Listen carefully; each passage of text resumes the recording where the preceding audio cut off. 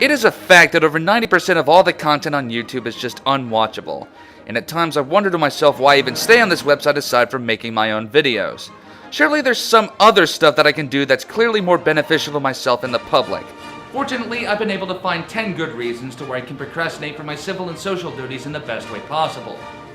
I mean, aside from watching movies or TV, playing video games, reading books, or vigorously masturbating to lesbian porn. I know I've already made a best and worst YouTube channels list before, but the feedback has been pretty damn good, and there's still plenty of candidates out there. So, without further ado, Number 10. I like metal, and I'm proud to admit that, motherfuckers. I like melodic death metal in particular, bands like Scar Symmetry, In Flames, Dark Tranquillity. They perfectly blend chaos and harmony together to create a sound that's out of this fucking world. That's where Paul Wardian comes in. The guy's a fucking guitar god who encapsulates beautiful melodies with brutal riffs that comes out incredibly. I don't think I need to explain anything else. Just listen.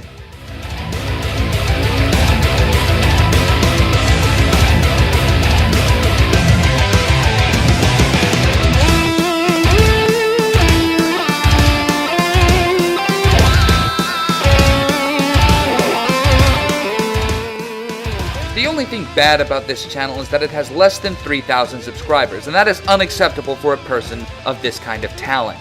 If you like metal, check him out. Go. Do it. Do it now! Number 9. Audience, let me ask you a question.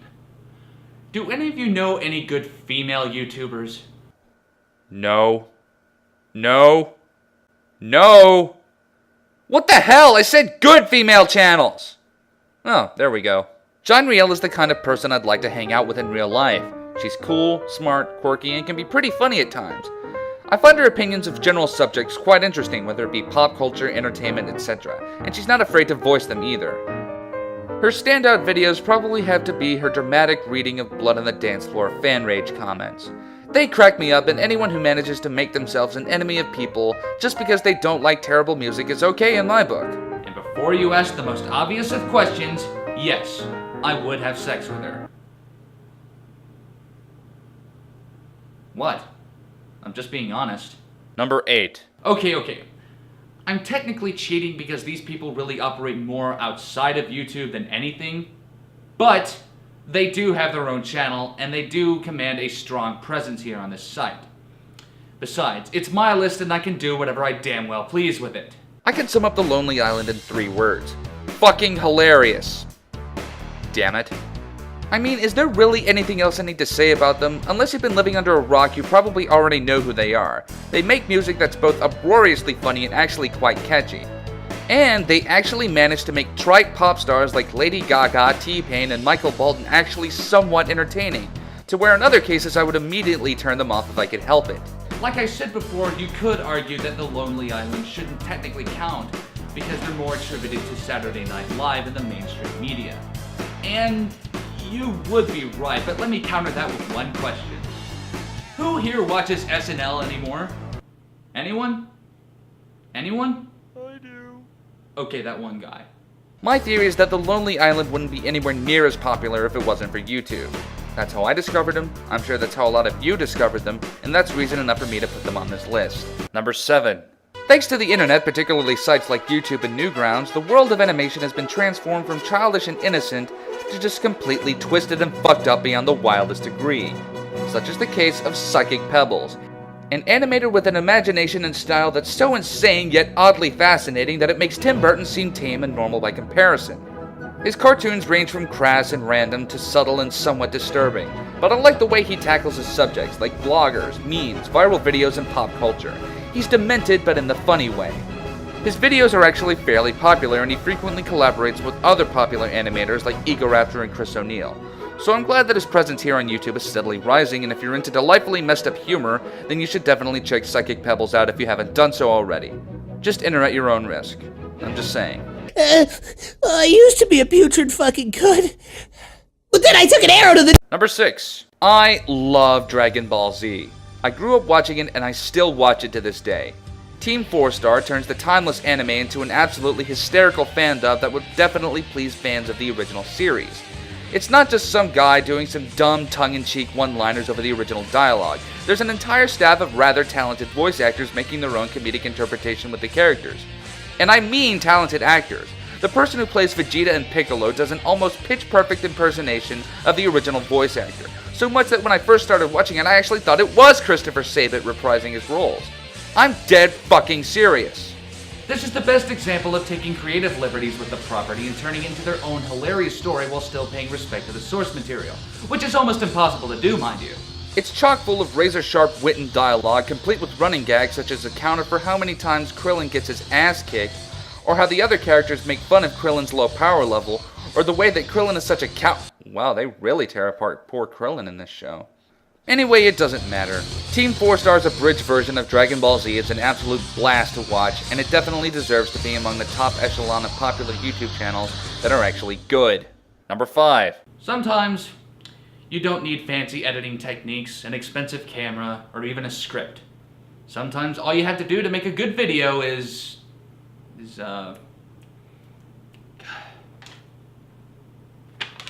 talk. That's where the Archfiend and Undertaker Freak 1127 come in.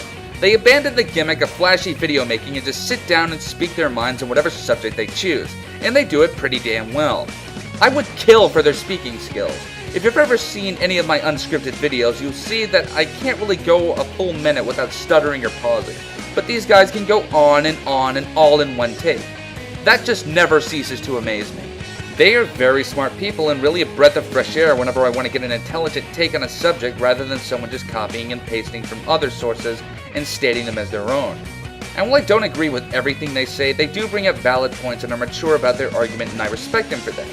They're real and honest people, a sort of people that are becoming increasingly rare in this world nowadays. You can hate on them all you want for whatever bullshit reason. They do what they damn well please and tell it like it is.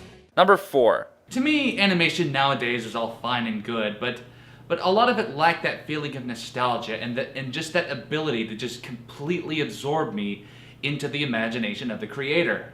Ed's World not only managed to bring that feeling of nostalgia back and let the 10-year-old in me out again enjoying its delightful absurdity, but effortlessly combined it with the mature and clever sense of humor that I enjoy as an adult.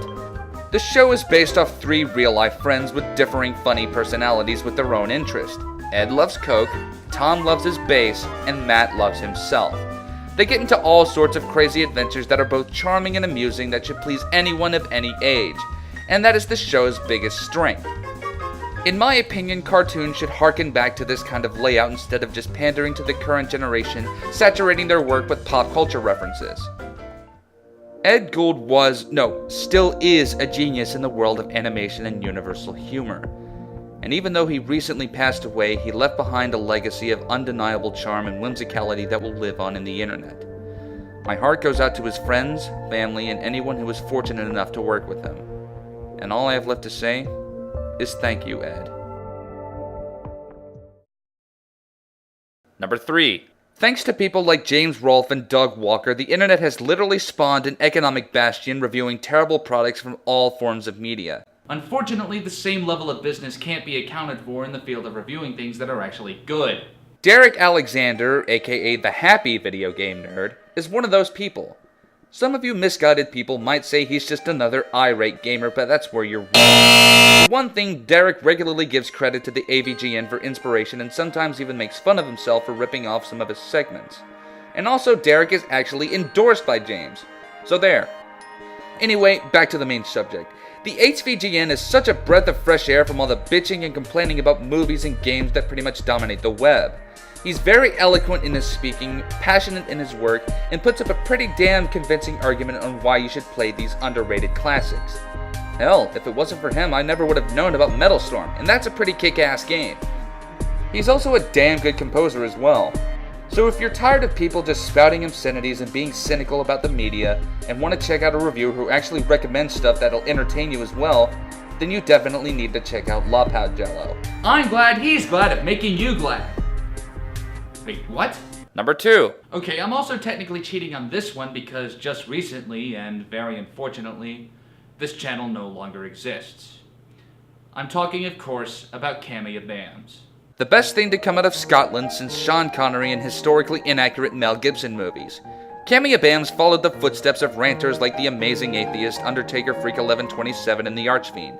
But the way his videos are structured, his writing, his dry sense of humor, and his ballsy nature and his overall screen presence makes him one of the best ranters on the internet. His rants are extremely varied and different, but they all have one thing in common. They're all entertaining as fuck, and they'll definitely keep your attention throughout. It's amazing that someone so young can be so intelligent and intellectually challenging in the best way possible. Not to mention, in my opinion, he's a pretty damn good composer. Well, at least better than what I can do.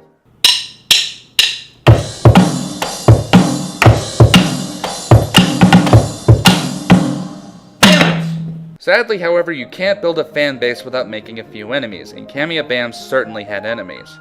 His videos kept getting false flagged to the point where YouTube terminated his account, bringing his brilliance to a sudden, stupid, and unceremonious end. However, Cameron may be down, but he certainly isn't out. He has another channel called Electric Unicycle Crew, a channel dedicated to creating purposely bad music, and hopefully he'll be back angrier than ever with a new channel. So good luck to you, Cameron. I and the thousands of supporters have got your back.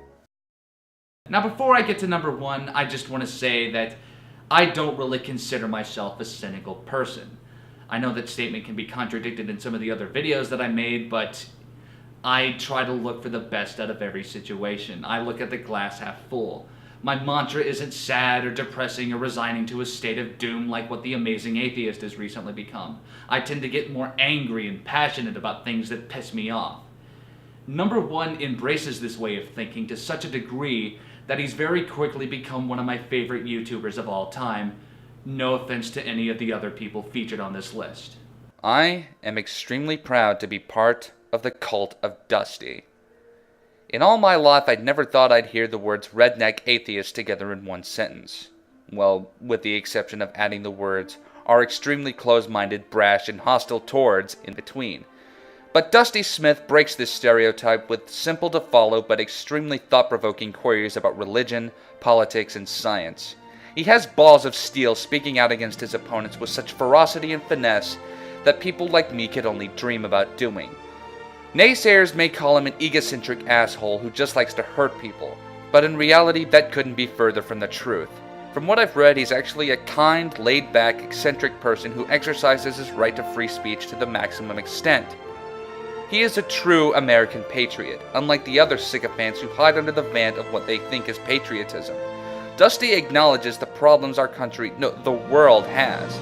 He gets mad as hell and speaks into his camera with such passion and intellectual brilliance that I'm sure would make Christopher Hitchens proud. And that's just the thing. Dusty Smith makes me proud to be who I am. A person who is not bound by the medieval traditions of old, a person who is perfectly able to make my own decisions and form my own philosophical opinions, a person who is aware that the world is far from perfect, but believes wholeheartedly that we as humans are slowly, but surely, waking up from the delusions of the past and lifting ourselves from the intellectual abyss, working to make the future brighter. I'm sure some of you may think this way of thinking is pointless and naive. I say believe what you want, but who knows? There's a slight chance that you could be wrong. And if that does happen, let me ask you this question. Will you be glad that you were? Because Dusty sure as hell will be, and I certainly will be too.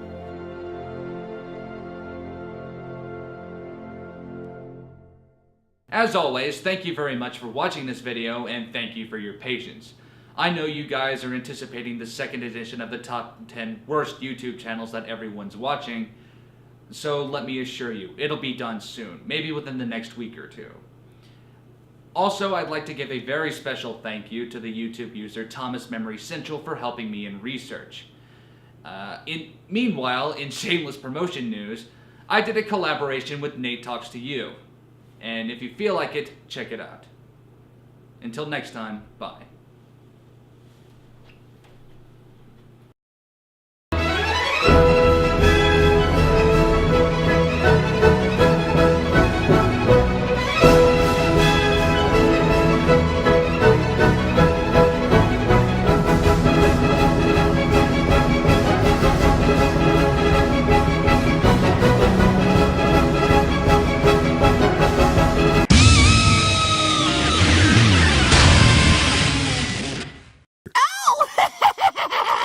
Audience, Let me ask you a question. Do any of you know any good female YouTubers? No. No. No. What the hell? I said good female channels! Oh, there we go. Janriel is the kind of person I'd like to hang out with in real life. She's cool, smart, quirky, and can be pretty funny at times. I find her opinions of general subjects quite interesting, whether it be pop culture, entertainment... Melodic death metal in particular, bands like Scar Symmetry, In Flames, Dark Tranquility. They perfectly blend chaos and harmony together to create a sound that's out of this fucking world. That's where Paul Wardigan comes in. The guy's a fucking guitar god who encapsulates beautiful melodies with brutal riffs that comes out incredibly. I don't think I need to explain anything else. Just listen.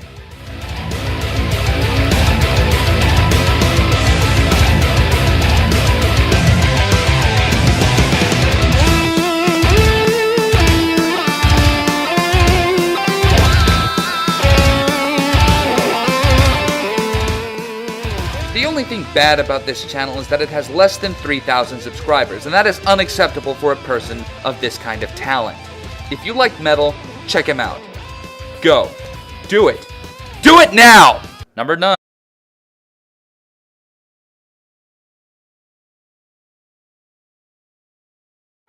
It is a fact that over 90% of all the content on YouTube is just unwatchable, and at times I wonder to myself why I even stay on this website aside from making my own videos. Surely there's some other stuff that I can do that's clearly more beneficial to myself and the public. Fortunately, I've been able to find 10 good reasons to where I can procrastinate from my civil and social duties in the best way possible. I mean, aside from watching movies or TV, playing video games, reading books, or vigorously masturbating to lesbian porn.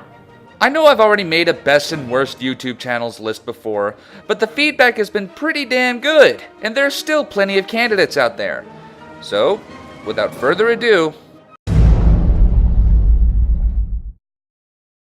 Number 10. I like metal, and I'm proud to admit that, motherfuckers. I like